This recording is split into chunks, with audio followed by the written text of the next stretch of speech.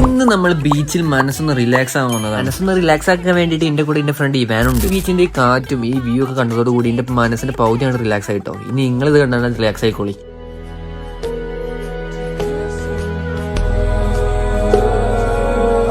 ഇത് കണ്ടിട്ട് നിങ്ങൾ റിലാക്സ് ആയിട്ടില്ലെങ്കിൽ ഈ ഒരു സംഭവം നിങ്ങൾ കേട്ടാൽ നിങ്ങൾ എന്തായാലും റിലാക്സ് ആവും. ഒരു അനാഥരാണ്, ഗുണ്ടകളല്ല. എന്തിനാടാ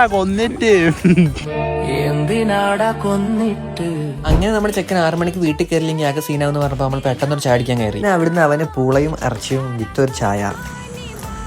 റബ്ബർ പോലെ ആ റബ്ബറാണ് ഗൈസ് ഓൺ ഇങ്ങനെ വലിച്ചു വാരി തിന്നണം. അങ്ങനെ ചെക്കന്റെ വീട്ടിലാക്കി കൊടുത്ത് നമ്മൾ നേരെ നമ്മളെ വീട്ടിൽ പോകണം. വൈക്കാണ് നമ്മൾ അവിടെ ഫാദിനെ കാണുന്നത്. മുട്ട ഫാദി